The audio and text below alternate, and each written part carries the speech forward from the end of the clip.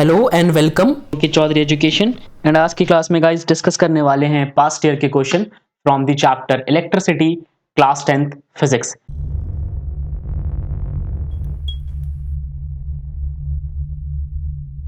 तो चलिए डिस्कस करते हैं आज का पहला सवाल, जहां आपसे बोला हुआ है कि derive the expression for heat produce due to current I flowing for time interval t through a resistor R having a potential difference V across its ends.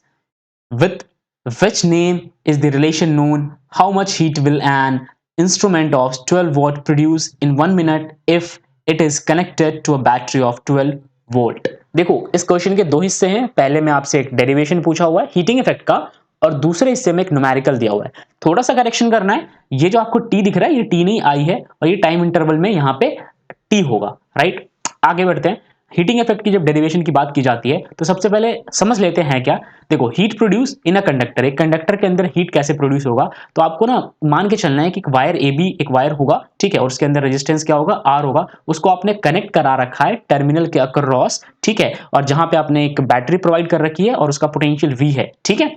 अब आगे बढ़ते हैं और हम जानते हैं कि किस तरीके से हीटिंग इफेक्ट यहाँ पे निकलने वाला है। तो जब हम हीटिंग इफेक्ट की बात करते हैं तो हमें वर्क डन निकालना पड़ता है। अब वर्क डन क्यों निकालना पड़ता है, बात यह है कि कंडक्टर में चार्ज पार्टिकल्स फ्लो करते हैं, तो वो जो चार्ज पार्टिकल्स है ना, वो जब फ्लो करते हैं कंडक्टर के अक्रॉस, तो उस वक्त वो वर्क कर रहे होते हैं एक प्रकार से। तो यही वर्क डन जो है इसका हम इस्तेमाल करने वाले हैं। तो आपको यहाँ पे दिख रहा होगा, शुरुआत करने वाले हैं वर्क डन से, ठीक है। अच्छा अब देखो, जब कभी भी कोई वर्क करता है तो उसके लिए उसके पास पोटेंशियल होनी चाहिए, तो हम यहाँ पे इस्तेमाल करेंगे पोटेंशियल का formula. Potential is always equal to W upon में क्यू, ये बात आप ध्यान रखना। यहाँ से वर्क निकालना हो ना आपको, तो क्रॉस मल्टीप्लाई करा लो इन दोनों का। क्रॉस मल्टीप्लाई कराओगे तो आंसर निकल के आएगा W is equal to V multiply by Q, right. अब हमें हीटिंग इफेक्ट जानना है, और सारा हीटिंग इफेक्ट ये क्यू प्रोड्यूस कर रहा होगा, चार्ज, राइट। तो Q is always equal to I into T, ये बात तो आपको पता है कि जो करंट होता है ना I is always equal to charge per unit time, right, Q divided by T. तो अगर आप इसे क्रॉस मल्टीप्लाई कराओगे तो ये आ जाएगा ना Q is equals to I into T. तो यही चीज यहाँ पे लिखा हुआ है। अब जो आपका वर्क निकल के आया था W is equal to V into में Q, तो W is equal to V तो अपनी जगह है, मगर Q की जगह आप आई इंटू में टी लिख सकते हो। यहाँ तक बात समझ में आ गई? ओके। अब जो ये वर्क डन है ना, ये वर्क डन आपको हीट के फॉर्म में अपीयर होगा। तो यहाँ पे यही चीज लिखा हुआ है कि this work done will appear in the form of heat produce in the wire. उस तार में जितना हीट प्रोड्यूस होगा उतना ही ये आपको वर्क डन मिलेगा, और यही आपका वर्क जो है वो H से रिप्लेस हो जाएगा। तो H हमेशा बनेगा V इंटू में I इंटू में T। ये बात आपको समझ आ गई होगी। ओम्स लॉ के अकॉर्डिंग हमें पता है कि V is always equal to I R. समझ गए इस बात को? तो यहाँ पे जो V दिख रहा है ना, यहाँ पे ये प्लेस कर दोगे आप आई आर, इस जगह पे आई आर प्लेस कर दोगे, तो ऑलरेडी हमारा H जो था वो लेफ्ट हैंड साइड में एज इट इज है, V की जगह आ जाएगा आई आर, ठीक है। और ये I इंटू टी दिख रहा है आपको, ये अपनी जगह पे यहीं पे है, ठीक है। तो ओवरऑल फॉर्मुला बन के आएगा आई स्क्वायर इंटू में आर इंटू में टी। यहां तक तो आप समझ गए।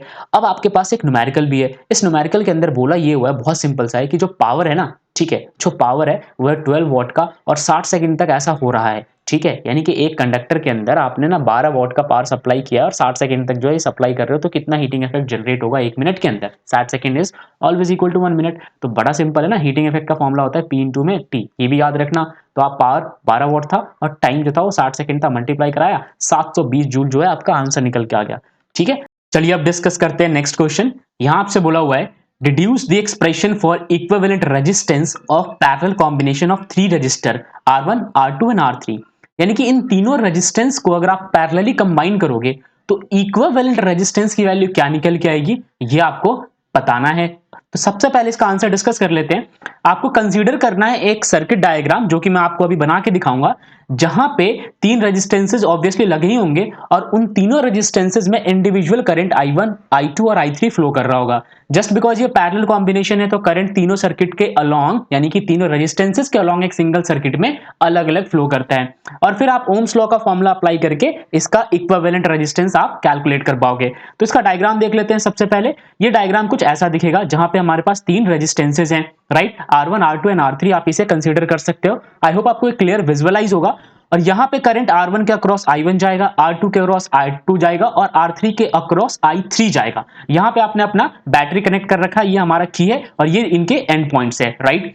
अब समझते हैं कि हम इसका इक्विवेलेंट रेजिस्टेंस निकालेंगे कैसे। तो जब आप इक्विवेलेंट रेजिस्टेंस की बात करोगे तो सारे के सारे जो इंडिविजुअल करंट है उनकी वैल्यू फाइंड कर लो। अब करंट का फॉर्मूला होता है I is equal to V divided by R, ये बात हम सबको पता है। अब आप एक चीज नोटिस करो कि पोटेंशियल जो है वो पूरे सर्किट में एक जैसा ही रहेगा, यानी कि यहाँ पे अगर V वोल्ट का पोटेंशियल है तो हर एक रेजिस्टेंस के अक्रॉस वही V वोल्ट का पोटेंशियल जाएगा, बिकॉज पैरेलल कॉम्बिनेशन में पोटेंशियल कभी नहीं बदलता। इसलिए यहाँ पे I1 की वैल्यू निकल के आएगी V divided by R1, I2 की वैल्यू निकल के आएगी V divided by R2 and I3 की वैल्यू निकल के आएगी V डिवाइडेड बाई R3, यानी कि हर चीज बदल रहा है, पोटेंशियल नहीं बदल रहा। अब मैं इसके इक्विवेलेंट रेजिस्टेंस की बात कर लेता हूं। तो पूरे सर्किट का जो इक्विवेलेंट रेजिस्टेंस होगा उसके लिए मैं अप्लाई करूंगा एक नॉर्मल पोटेंशियल का फॉर्मूला, यानी कि ओम्स लॉ के अकॉर्डिंग V हमेशा I इंटू में R होता है। अब क्योंकि हमें इक्विवेलेंट रेजिस्टेंस निकालना है पैरेलल में, तो यहाँ पे RP लिख देंगे।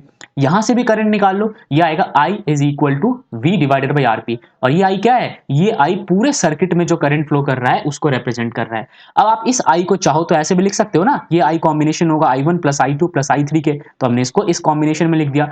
यहाँ पे इस I की वैल्यू जो है यहाँ पे आपने जो निकाली थी पुट कर दो, और इन I1 I2 और I3 के इंडिविजुअल वैल्यूज अभी अभी हमने निकाली है, इन सबको हम पुट कर देंगे यहाँ पे। ये देखो हमने यहाँ पे पुट कर दिया।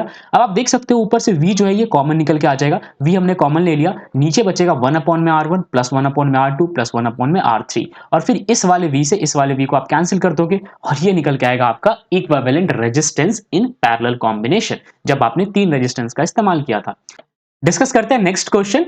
यहां आपसे बोला हुआ है कि दो रजिस्टर है, एक 10 ओम का और एक 15 ओम का, आपने इसको कनेक्ट कर दिया सीरीज कॉम्बिनेशन में एक बैटरी के साथ, उसकी वैल्यू है 6 वोल्ट। अब आपसे पूछा हुआ है कि how can the value of current passing through them compared, इन दोनों रेजिस्टेंस के अलोंग जो करंट पास कर रहा होगा उसकी वैल्यू को आप कैसे कंपेयर करोगे। सबसे इंपॉर्टेंट बात है कि कंबाइन किसमें किया आपने, सीरीज कॉम्बिनेशन में। सीरीज में कभी भी करंट की वैल्यू बदलती है, बिल्कुल भी नहीं, सीरीज में करंट की वैल्यू कभी भी नहीं बदलती। क्योंकि अगर आप सीरीज की बात करो, मैं बना रहा हूं यहाँ पे सीरीज में दो रेजिस्टेंस को लगा के, तो आप देखो यहाँ पे एक से मैंने बैटरी लगा दिया यहाँ पे। अब सोचो कि ठीक है ये V वोल्ट का यहाँ पे बैटरी है, तो जो करंट यहाँ से फ्लो करेगा ना, इस R1 के लिए भी और R2 के लिए भी करंट की वैल्यू I रहनी है, ठीक है, यहाँ पे I1 I2 नहीं होगा। ये बात आपको समझ आ गई होगी। इसीलिए जब आप बात करोगे value of current passing through them be compared, तो यहाँ पे आंसर आएगा 1:1, क्योंकि दोनों जगह सेम करंट पास करना है। तो ये आप इसका आंसर देख सकते हो, सीरीज में जो है वो कॉम्बिनेशन के कारण सेम ही करंट पास करता है दोनों रेजिस्टेंसेस के अलोंग। ठीक है, बढ़ते हैं अगले सवाल की ओर, जहां आपसे पूछा हुआ है कि एक वायर है जिसका रेजिस्टेंस है 20 ओम का, उसको आपने बेंट कर दिया और एक क्लोज्ड स्क्वायर के फॉर्म में कन्वर्ट किया। अब आपसे बोला हुआ है कि क्या होगा उसका रेजिस्टेंस जब आप उसके डायगोनल के अक्रॉस कैलकुलेट करने की कोशिश करोगे। तो आओ सबसे पहले देखते हैं इसका डायग्राम कैसे बनेगा। उससे पहले आपको एक बात समझनी होगी कि जो आपका रेजिस्टेंस था, मान लो कि ये मेरे पास एक रेजिस्टेंस है, ठीक है, एक वायर है, इसका रेजिस्टेंस है 20 ओम, ये पूरा मेरे पास क्या है, ये है मेरे पास वायर, राइट। अब इसी वायर को ना मैंने कन्वर्ट किया स्क्वायर के फॉर्म में, तो देख रहे हो आप ऐसे स्क्वायर बना सकते हो। अब होगा क्या कि इन स्क्वायर के चारों साइड में ना कुछ कुछ रेजिस्टेंस होंगे, ठीक है। अब आपसे पूछा हुआ है कि सबसे पहले ये रेजिस्टेंस की वैल्यू क्या होगी, तो टोटल वैल्यू थी 20 ओम। एक इंडिविजुअल सेक्शन पे लेके चलूं तो आंसर क्या आएगा, 5 ओम। क्यों, क्योंकि आपको इस 20 को किससे डिवाइड कराना है, 4 हिस्सों से, क्योंकि स्क्वायर के 4 साइड होते हैं, तो एक निकल के आएगा 5 ओम। यहां भी 5 ओम, यहां भी 5 ओम और यहां भी 5 ओम। इस हिसाब से हम इस क्वेश्चन को आगे प्रोसीड करेंगे। अब आप इसका आंसर देखो आगे, देखो ये मेरे पास सर्किट डायग्राम है, ठीक है, इस सर्किट डायग्राम को मैंने आपको अभी अभी समझाया है, इस हिसाब से बन के आया। अब आप यहाँ पे इक्विवेलेंट रेजिस्टेंस कैलकुलेट करना चाहते हो, या फिर यूं कह लो डायगोनल के अक्रॉस कैलकुलेट करना चाहते हो इस डायगोनल के, तो आपके लिए ज्यादा मुसीबत होगी नहीं। कैसे, आप यहाँ पे एक लाइन कंस्ट्रक्ट करो। अब जो ये लाइन आपने कंस्ट्रक्ट किया ना, यही इसका डायगोनल है। तो आप सबसे पहले क्या करोगे, आप यहाँ पे देखो ये वाला और ये वाला कैसे कंबाइन है, इन दोनों को अगर आप बहुत ज्यादा ध्यान से देखने की कोशिश करोगे तो ये है सीरीज में, लेकिन ये दोनों इसके साथ कैसे कंबाइन है, पैरेलल में। सिमिलरली ये और ये आपस में कैसे हैं, सीरीज में, लेकिन ये दोनों इसके साथ कैसे कंबाइन है, अगेन पैरेलल में। तो पहले इन दोनों का सीरीज कॉम्बिनेशन, इन दोनों का सीरीज कॉम्बिनेशन, उनका आपस में पैरेलल कॉम्बिनेशन, यही किया है, सीरीज कॉम्बिनेशन और फिर आपस में पैरेलली कंबाइन कर दिया। तो आंसर निकल के आएगा 1/5+5 प्लस में 1/5+5, जो कि अंत में 5 ओम निकल जाएगा डायगोनल के अक्रॉस। तो आई होप आपको ये बात समझ आई होगी। बढ़ते हैं आज के उन क्वेश्चंस की ओर जो आपको खुद सॉल्व करके लाना है। तो स्क्रीन पे दिए गए क्वेश्चंस को आप नोट डाउन कर लीजिए, स्क्रीनशॉट ले लीजिए, या फिर वीडियो पॉज करके लिख लीजिए, जैसे मर्जी है, बट आप इन सारे क्वेश्चंस को कमेंट बॉक्स में अटेम्प्ट कीजिएगा। जो अच्छा होगा आंसर मैं उसको जरूर अप्रिशिएट करूंगा, और जो आंसर गलत हो जाएगा मैं उसको करेक्ट करने की कोशिश करूंगा। एंड वन मोर थिंग, अगर आपको इस पढ़ाए हुए स्लाइड्स के PDF चाहिए तो आप पिंड कमेंट में जाके वहां से पीडीएफ डाउनलोड कर सकते हो। अदरवाइज एक और ऑप्शन है, आप टेलीग्राम ग्रुप ज्वाइन कर लो मेरा, और वहां से भी आप इसके पीडीएफ को डाउनलोड कर सकते हो। मिलते हैं अगली क्लास में। जय हिंद।